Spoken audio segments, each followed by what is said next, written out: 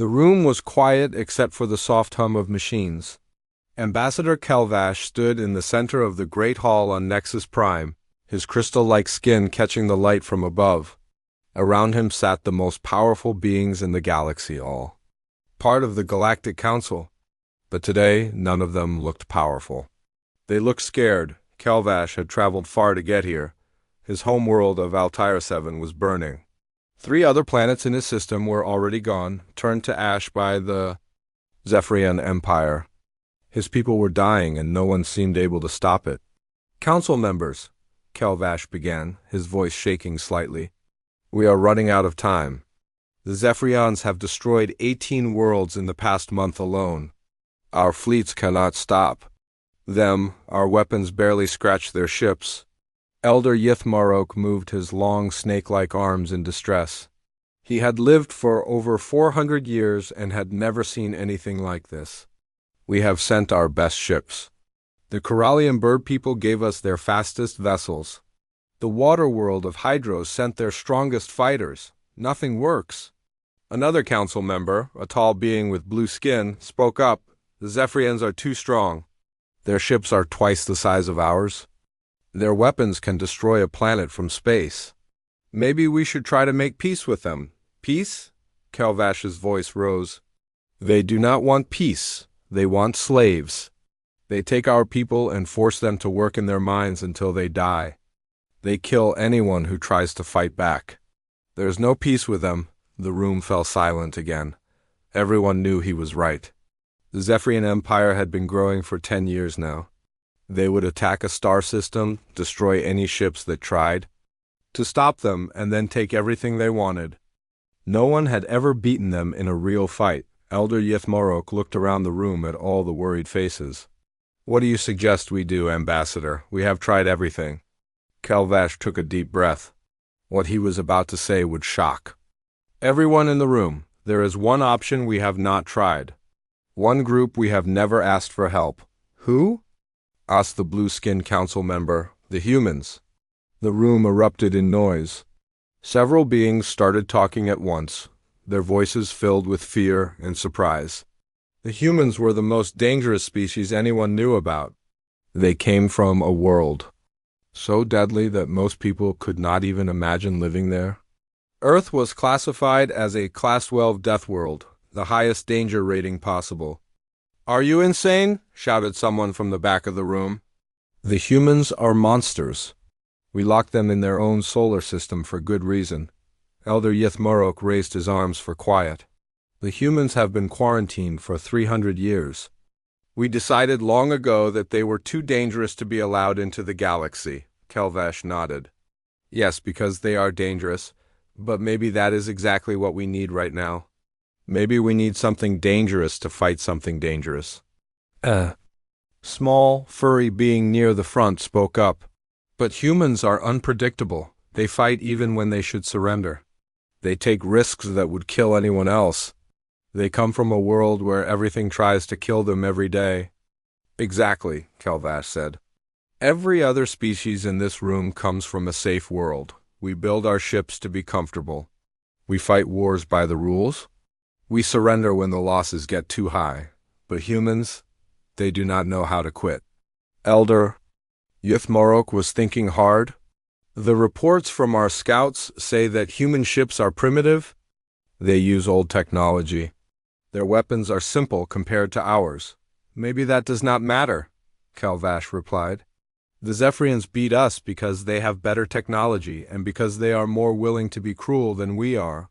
"But what if they face someone who was even more willing to fight? Someone who grew up on a world where being weak meant dying?" Meanwhile, far away in human space, Captain John Hayes was having a very different kind of day. He stood on the bridge of the Use Valiant, a human warship patrolling the edge of their solar system. Earth hung in the distance, blue and white and beautiful. It was also the most dangerous planet in the known galaxy. John had grown up in the mountains of Colorado, where winter storms could kill you if you were not careful. His parents had taught him to hunt, to fight, and to never give up. Like all humans, he had learned these lessons on a world that did not forgive weakness. "Captain," said his communications officer Lisa Park. "We are getting a strange signal from outside the quarantine zone." John frowned. The quarantine had been in place since before he was born. No alien ship was supposed to come near human space, and human ships were not allowed to leave. What kind of signal? "It is encrypted, but it looks like a distress call. And sir, it is not using any human codes." John felt his heart start to beat faster. First contact with aliens was something humans had been hoping for since they discovered the quarantine. But it had never happened. "Can you decode it?" Lisa worked at her station for several minutes. "Got it, sir. You are not going to believe this." The message played on the main screen. Ambassador Kelvash appeared, looking tired and desperate. "To any human vessels receiving this message, my name is Kelvash of the Altarian Confederation. We are at war with an empire that is destroying entire worlds. Our fleets cannot stop them. We know that your species has been kept separate from the galaxy, but we are begging for your help. We need warriors, and we have heard that humans are the greatest warriors in the galaxy." The bridge was completely quiet. John looked around at his crew. They were all thinking the same thing. After 300 years of being treated like dangerous animals, someone was finally asking for their help. "Sir," said his weapons officer Tom Chun, "what do we do?" John smiled for the first time in weeks. "We do what humans do best, Tom. We help people who need help, even if it is dangerous." He turned to Lisa. "Send a message to Earth Command. Tell them we just got invited to our first galactic war." Admiral Lisa Carter stood in the war room deep inside Earth Command. The walls were covered with screens showing star maps, ship positions, and alien data that humans had never seen before. 3 days had passed since Captain Hayes received the alien message, and everything had changed. The room was full of Earth's best military minds. Generals, admirals, and scientists all worked together to understand what they were facing. The aliens had sent more information about their enemy, the Zephyrian Empire. And it was not good news. Dr. Amanda Pierce, Earth's top expert on alien life, pointed to a large screen. "The Zephyrians have conquered 47 star systems in the past 5 years. Their ships are huge, some of them 10 times bigger than our largest vessels. Their weapons can destroy a city from orbit." Commander Jake Morrison, a veteran of the Mars Colony Wars, shook his head. "Admiral, with respect, this sounds like suicide. We have been stuck in our own solar system for 300 years. Our technology is old compared to theirs. How can we possibly win?" Admiral Carter walked to the window that looked out over the shipyards. Hundreds of human vessels floated in space, being prepared for war. They were not pretty ships. Human vessels were built to be tough, not comfortable. They had thick armor, backup systems for their backup systems, and weapons that could keep firing even when the ship was falling apart. "Commander Morrison," she said, without turning around, "you are thinking like every other species in the galaxy. You are thinking about winning through superior technology or tactics, but that is not how humans fight." She turned back to face the room. "I grew up in Alaska. My father was a fisherman who worked in the Bering Sea during winter storms. The ocean tried to kill him every day for 30 years. He never had the biggest boat or the best equipment, but he always came home because he refused to quit when things got bad." Dr. Pierce had been studying the alien files all week. "Admiral, I think I understand what you mean. Look at this." She put up a new image on the screen. "This is how galactic wars are usually fought. 2 fleets meet in space. They shoot at each other until one side decides the losses are too high. Then the losing side surrenders and everyone goes home." But humans do not fight that way," said Captain Ben Rodriguez, who had just arrived from the Jupiter Patrol. "We fight until we win or until we are all dead. There is no middle ground." Admiral Carter nodded. "Exactly. The Zephyrians are used to enemies who follow rules, who surrender when defeat looks certain, who value their own lives more than victory." She smiled, but it was not a happy smile. "They have never fought anyone from a death world. The preparations took 2 weeks. Ships that had been on patrol were called back to Earth. The lunar shipyards worked around the clock to load weapons and supplies. Volunteers came from every human colony and space station. Captain Sarah Mitchell had been mining asteroids near Pluto when the call came. She immediately brought her ship, the USS Phoenix, back to Earth. Her crew was made up of people who worked in space for a living, fixing equipment in the vacuum while wearing nothing but a spacesuit. They were not scared of danger. "Captain," her engineer, Greg Adams, said as they watched the fleet grow larger, "do you really think we can beat an empire that has conquered half the galaxy?" Sarah looked at the other ships around them. The USS Revenge was captained by Mike Turner, who used to chase tornadoes on Earth for fun. The USS Defiance was run by Rachel Murphy, a former deep-sea explorer who had spent years in crushing depths that would kill most humans instantly. Greg, Sarah, Sod, these aliens have spent their whole lives on safe, comfortable worlds.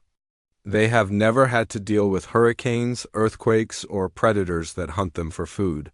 But every human in this fleet grew up on a planet that tried to kill them every single day. We learned to survive by being too stubborn to die. The aliens were amazed by what they saw. Ambassador Kelvash had come to Earth's moon in a small diplomatic ship. He stood in the observation deck of the lunar station, watching human ships prepare for war. The vessels looked strange to him. Where alien ships were smooth and elegant, human ships were covered in armor and weapons. They looked like they were built for fighting, not exploring. Admiral Carter joined him at the window. "Ambassador, your people are worried about our chances against the Zephyrians," Kelvash nodded. "Admiral, I do not wish to insult you, but your ships are much smaller than theirs. Your weapons appear primitive. How do you plan to win?" Admiral Carter picked up a piece of earth rock from the windowsill. "Ambassador, this is granite. It is one of the hardest rocks on our planet. For millions of years, water has been wearing it away, drop by drop. The water is soft, the rock is hard, but eventually the water always wins. Do you know why? I do not understand. Because the water never stops trying. It hits the rock again and again and again, year after year, until the rock breaks." She put the granite down. "The Zephyrians are strong, but they have never fought anything that refuses to break." Dr. Pierce had been working with alien scientists to understand Zephyrian psychology. "Admiral, I think we have found something important. The Zephyrians expect their enemies to act rationally. When they attack, they calculate how much damage they can do versus how much they might lose. If the math says they should win, they attack. If not, they retreat." "But humans do not think that way," said Commander Morrison, who was beginning to understand. "Exactly," Dr. Pierce replied. "Humans will attack even when the odds are against them. We will keep fighting even when we are losing. We will use our own ships as weapons if we have to. The Zephyrians have never faced an enemy that treats certain death as just another obstacle to overcome." The human fleet was ready. 17 ships, each one filled with people who had grown up on the most dangerous world in the galaxy. They were not the biggest ships or the most advanced, but they carried something the galaxy had never seen in battle before: humans, who had learned that survival meant never giving up. Captain John Hayes, whose ship had received the first alien message, stood on the bridge of the UES Valiant as the fleet prepared to leave the solar system for the first time in 3 centuries. "All ships, this is Admiral Carter," came the voice over the radio. "We are about to show the galaxy what happens when you ask Deathworlders for help. Remember, we are not just fighting for ourselves. We are fighting for every peaceful species that cannot fight for itself. Let us remind the universe why they were afraid of us in the first place." The human fleet jumped to hyperspace, leaving Earth behind. They were heading toward a war that would change the galaxy forever. None of them knew if they would survive, but that had never stopped humans before. They came from a world where survival meant being willing to face impossible odds, and today they would show the galaxy exactly what that meant. Fleet Commander Zeph Kalik sat in his command chair aboard the massive warship Death's Shadow. The ship was 3 miles long and carried enough weapons to destroy a small moon. Around him floated 42 other Zephyrian vessels, each one larger. and more powerful than anything the galaxy had seen before. They were in the Kepler 442 system, finishing the conquest of another peaceful world. The planet below was burning in several places where Zephyrian bombs had fallen.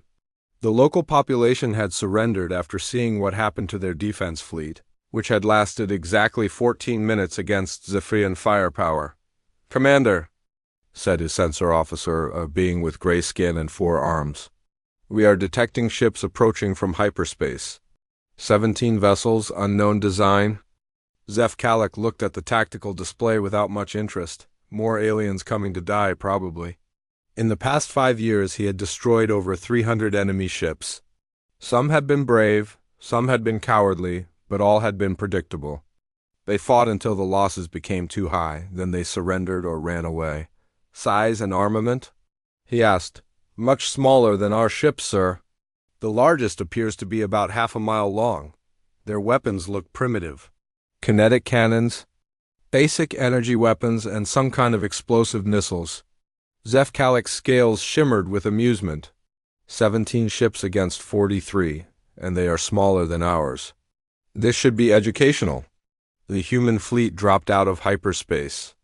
At the edge of the system, Admiral Carter stood on the bridge of the UES Liberty, looking at the enemy force on her screens.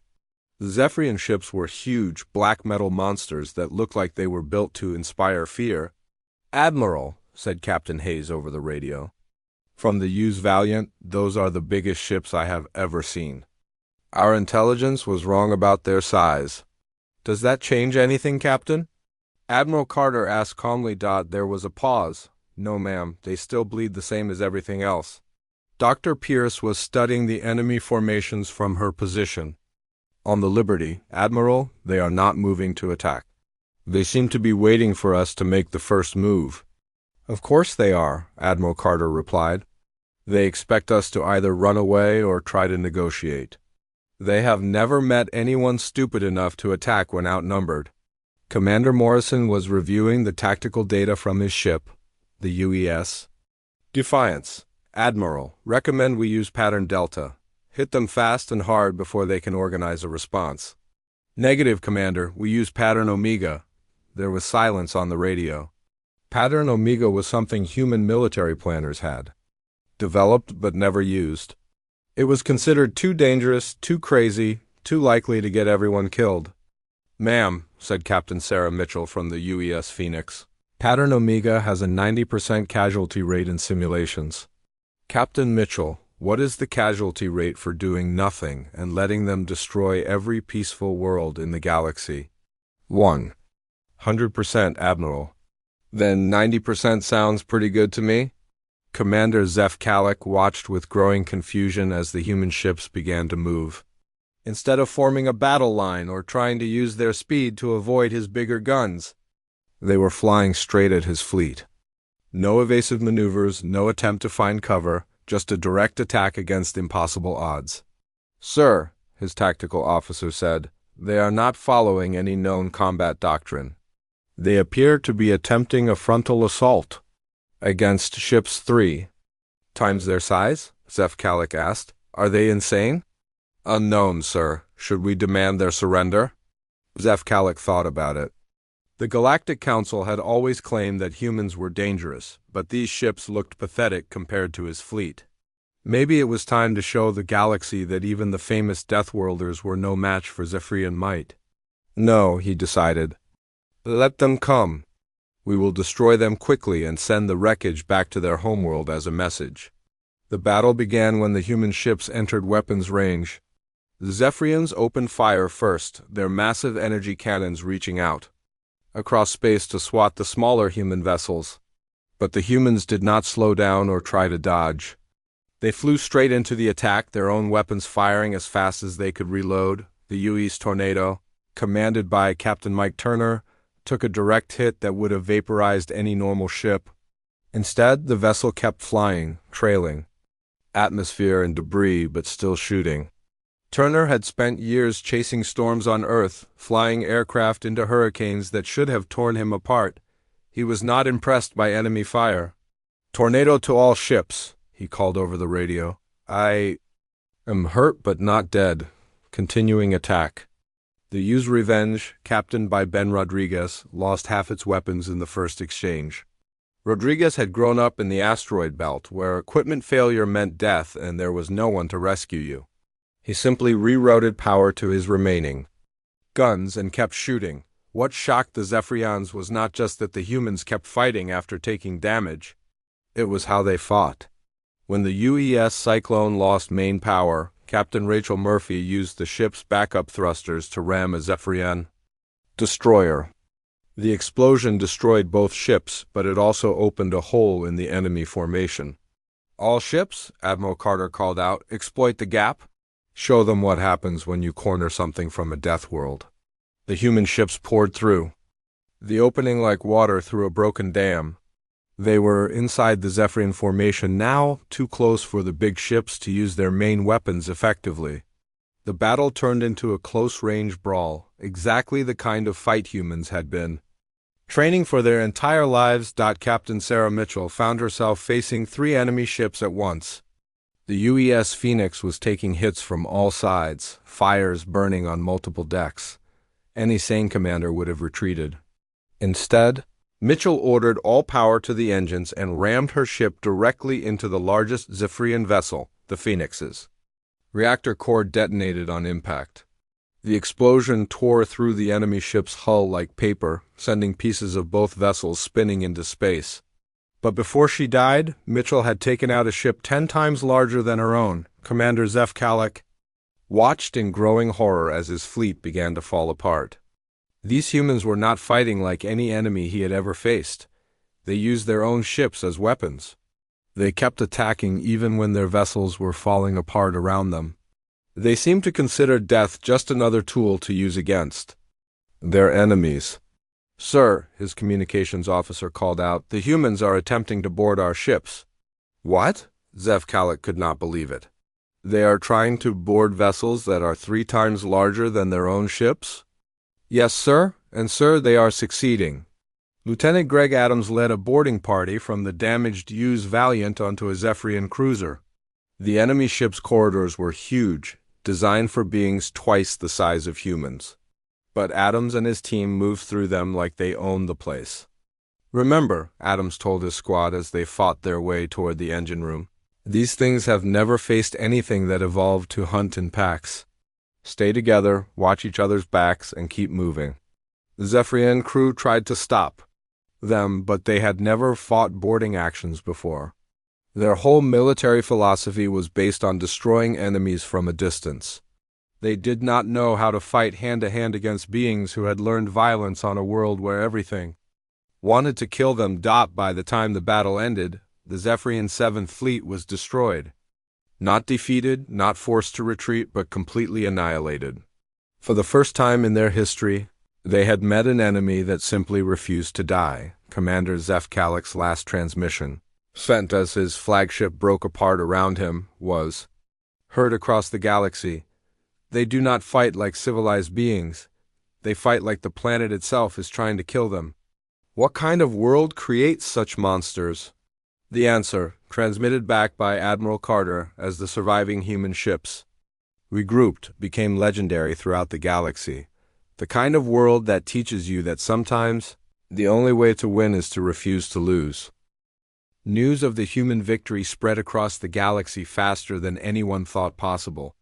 The footage from the battle, recorded by fleeing Zephyrian ships before they were destroyed, showed something no one had ever seen before. 17 small ships had completely destroyed a fleet of 43 larger vessels, and they had done it by refusing to follow any of the normal rules of war.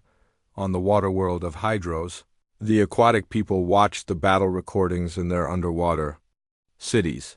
They saw human ships continuing to fight even when they were breaking apart. They saw crews using their own vessels as weapons, ramming into enemy ships without hesitation.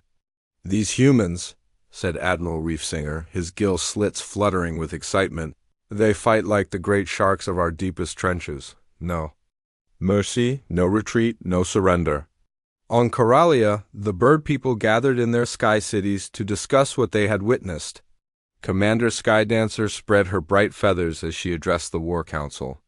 For months we have hidden from the Zephyrians because we thought they were unbeatable. But these Deathworlders have shown us something important. Size and technology do not matter if you are willing to pay any price for victory. Even on the peaceful worlds that had already been conquered, the video of the battle was being passed, secretly from person to person. Slaves in Zephyrian mines watched human ships ramming enemy vessels and began to whisper among themselves. If these humans could defeat the Empire's ships, maybe there was hope after all. Ambassador Kelvash arrived at the edge of human space, aboard his diplomatic vessel 3 days after the battle. He had come to thank the humans and to ask them to continue fighting. What he found shocked him even more than their victory had. The human fleet was already rebuilding. Ships that had been damaged in the battle were being repaired. New vessels were arriving from Earth every day. But these were not just military ships. Cargo haulers, mining vessels, even passenger transports were being converted into warships. Admiral Carter met him aboard the newly constructed command ship UES Determination. The vessel was larger than anything humans had built before, but it still looked like a weapon rather than a ship. Every surface was covered in armor or guns. "Admiral Carter," Kelvash said as they stood in the ship's war room, "my people cannot adequately express our gratitude. You have done what our combined fleets could not accomplish in years of warfare." Admiral Carter gestured toward a large screen showing Earth. "Ambassador, we did not do this for gratitude. We did it because it was the right thing to do." "But how?" Kelvash asked. "Your ships were smaller. Your weapons were simpler. By every measure, you should have lost." Dr. Pierce, who had been studying the battle recordings, looked up from her workstation. "Ambassador, the Zephyrians made one critical mistake. They assumed we would fight like everyone else in the galaxy." "What do you mean?" Admiral Carter walked to the window that looked out at the growing human fleet. "Most species fight wars like a business transaction. They calculate costs and benefits. They retreat when losses become unacceptable. They surrender when defeat becomes inevitable. That is rational behavior," Kelvash said. "Maybe," Admiral Carter replied, "but humans did not evolve on a rational world. We evolved on a planet that tried to kill us with ice ages, volcanic eruptions, diseases, predators, and natural disasters. We learned that sometimes the only way to survive is to be completely unreasonable." The conversation was interrupted by Captain John Hayes, who entered the war room carrying a datapad. "Admiral, we have received communications from 17 different species.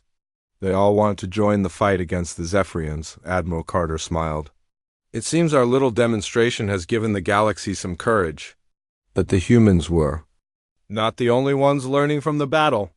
Deep in Zephyrian space, Emperor Zeph Moldic sat in his throne room studying the same recordings that had inspired the galaxy's peaceful species. The massive ruler's scales were dark with anger as he watched his powerful Seventh Fleet being destroyed by primitive ships. "How is this possible?" he demanded of his military advisors. "The humans have no advanced technology. Their ships are barely space-worthy by our standards." General Zeph Varric, the Empire's top military commander, had been analyzing the battle. "For days, Your Majesty, the humans do not fight like other species. They seem to view the destruction of their own forces as an acceptable cost for victory." "That is insane," the Emperor growled. "Yes, Your Majesty, but it is also effective." The Emperor rose from his throne, his massive form towering over his advisors. "Then we will show them what happens when insanity meets overwhelming force. Prepare the Grand Fleet.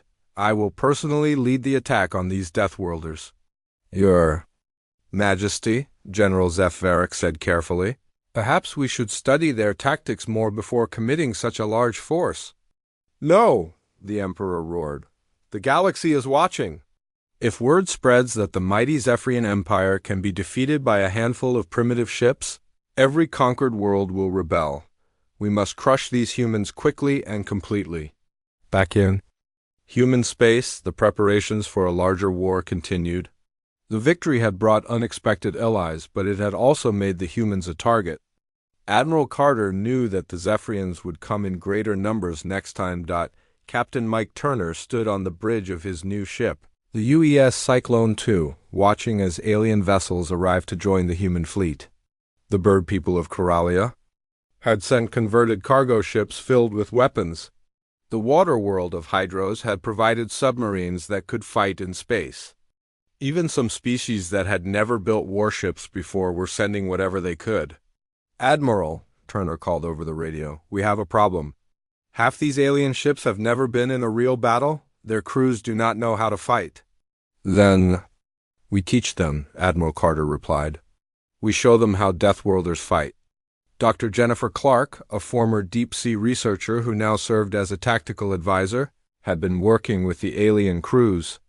"Admiral, they are eager to learn, but they keep asking about acceptable casualty rates and retreat procedures." "What do you tell them?" Admiral Carter asked. "I tell them that humans have 2 rules for fighting. Rule 1, never give up. Rule 2, when in doubt, see Rule 1. The mixed fleet grew larger every day.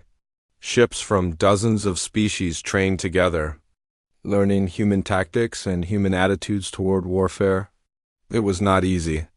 Most aliens had never considered using their own ships as weapons or fighting until every last crew member was dead." Captain Alex Stone, commander of the new UES Retribution, worked with a group of Corallian bird pilots.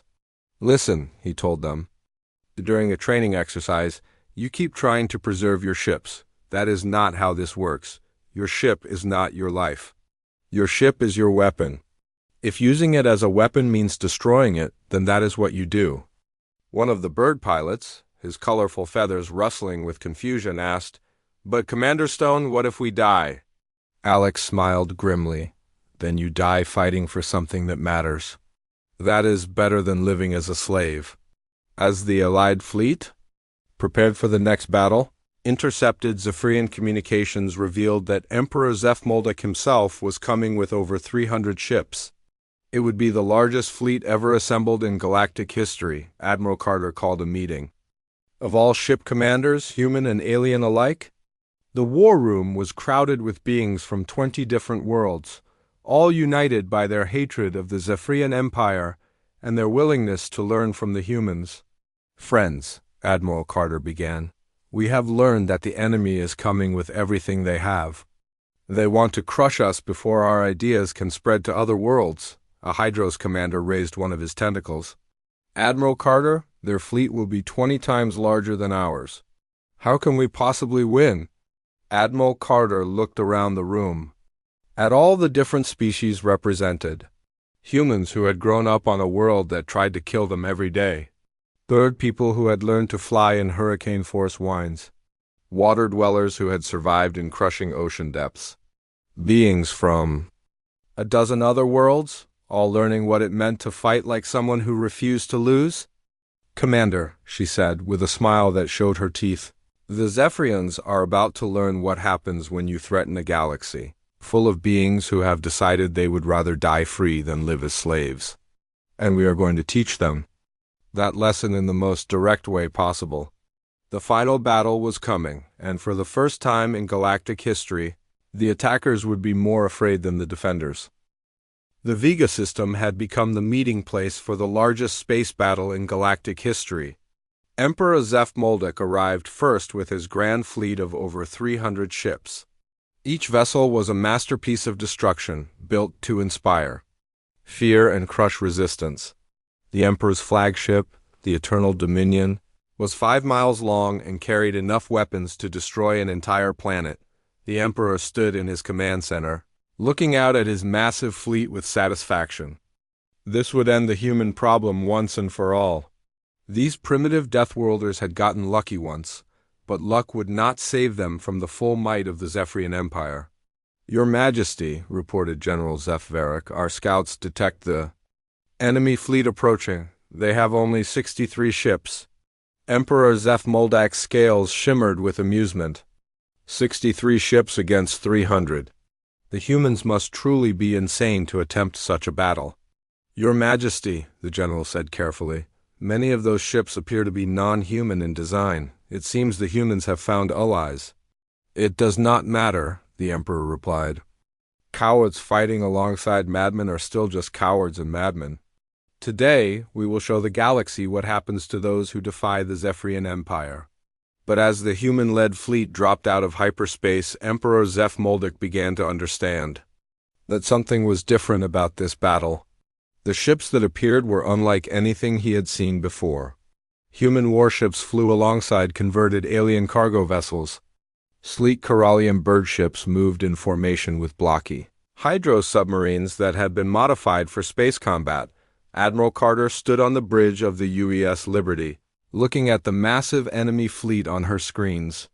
She had expected them to bring everything they had, but seeing 300 ships arranged in perfect battle formation was still impressive.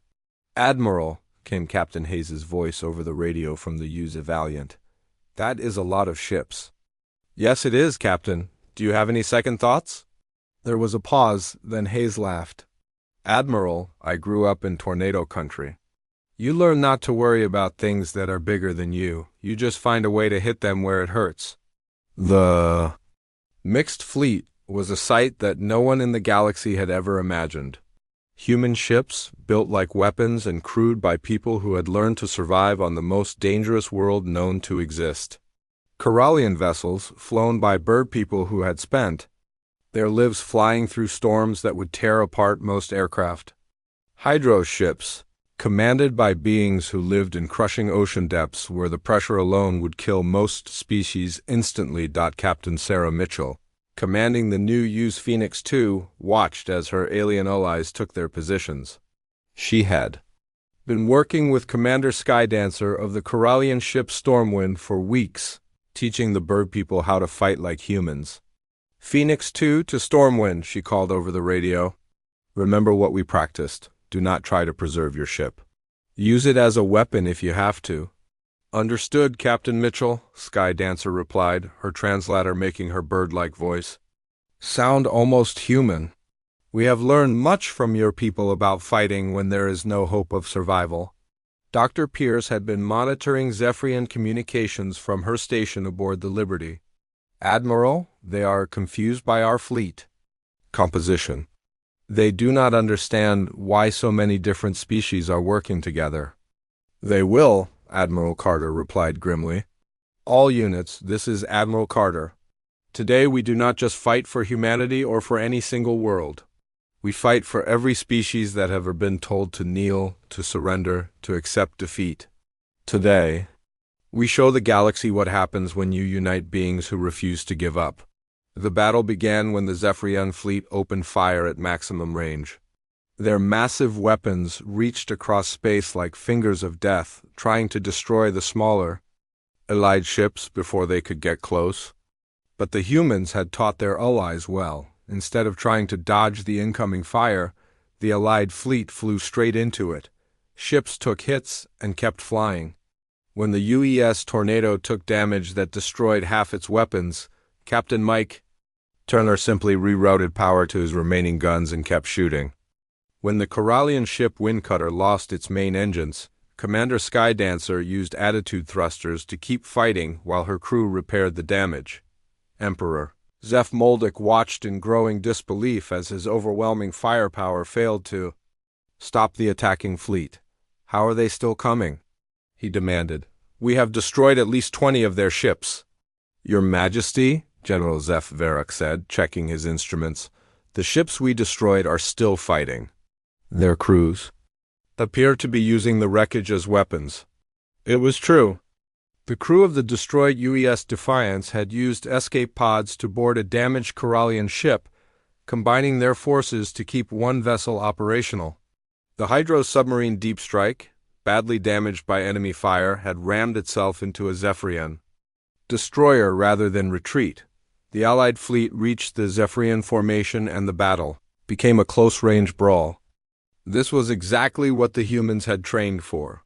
In the confusion of ships flying in all directions, shooting at targets only a few miles away, the human philosophy of never giving up began to spread to their allies. Captain Ben Rodriguez found himself fighting alongside the Hydro's commander Reef Hunter. Both their ships were badly damaged, but instead of retreating, they coordinated their attacks on a Zephyrian cruiser. "Human Rodriguez," Reef Hunter called over the radio, his voice bubbling through the water that filled his ship. "Your people fight like the great predators of our deep trenches. No mercy, no retreat." "Commander Reef Hunter," Rodriguez replied, as he fired his last working weapon, "you are learning fast. Welcome to the Deathworlder way of fighting." The turning point came when Captain Alex Stone led a desperate assault on the Emperor's flagship. The UES Retribution was falling apart around him, but Stone had grown up in the Australian outback, where everything from the weather to the wildlife tried to kill you. He was not impressed by enemy fire. "All ships in assault group," Stone called over the radio, "target the Eternal Dominion. If we can take out their command ship, the rest of their fleet will fall apart." "Captain Stone," came the voice of Commander Deep Current from the hydro-shipped Tsunami, "our ships are too damaged. We cannot penetrate their defenses." "Then we do not penetrate them," Stone replied. "We go through them." The assault group, made up of human and alien ships that were more wreckage than spacecraft, flew directly at the massive flagship. The Eternal Dominion's weapons tore into them, destroying ship after ship, but the survivors kept coming. Captain Rachel Murphy, commanding the UES Endurance, coordinated the final attack. Her ship had lost life support on 3 decks, but her crew kept fighting while wearing spacesuits. As boarding parties from a dozen different species fought their way through the enemy flagship, she provided cover fire from her crippled bridge. "All boarding teams," she called over the radio. "The Emperor is on command level 7. Take him alive if possible, but do not let him escape. This ends today." The fight through the Eternal Dominion was unlike anything the galaxy had ever seen. Human Marines fought alongside Corallian flyers and hydro swimmers, each species using their unique abilities to overcome Zephyrian defenses. The bird people used their flight capability to attack from unexpected angles. The water dwellers moved through the ship's flooded sections where no one else could go. The humans simply refused to stop advancing, no matter how much resistance they faced. Emperor Zeph Moldick was finally cornered in his throne room by Lieutenant Greg Adams and a mixed team of humans and aliens. The massive ruler looked at the beings surrounding him with a mixture of fear and confusion. "You have doomed yourselves," the Emperor hissed as plasma restraints were placed around his wrists. "The galaxy will never accept creatures like you as protectors. You are too violent, too unpredictable, too willing to die for meaningless causes." Lieutenant Adams, whose uniform was torn and whose face was streaked with smoke, smiled tiredly. "Your Majesty, we did not ask to be protectors. We just refused to let bullies hurt innocent people. There is a difference." As the Zephyrian Grand Fleet surrendered or fled, the mixed Allied fleet regrouped in space around the captured flagship. Ships from dozens of worlds floated together, many of them barely holding together, all of them victorious. Admiral Carter stood on her bridge, looking out at the impossible sight of former enemies working together to rescue survivors and repair damaged vessels. The quarantine that had kept humanity isolated for 3 centuries was officially over, not because humans had become civilized, but because the galaxy had learned that sometimes civilization needed protectors who were willing to be unreasonable.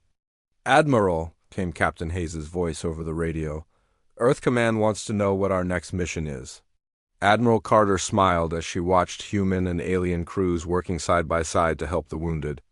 "Captain, I think our next mission is to teach the galaxy that being civilized does not mean being helpless. And judging by what I see out here, we are off to a pretty good start." The war was over, but the real work of building a galaxy where peaceful species could live free was just beginning. And for the first time in galactic history, they had protectors who understood that some things were worth fighting for, no matter what the cost.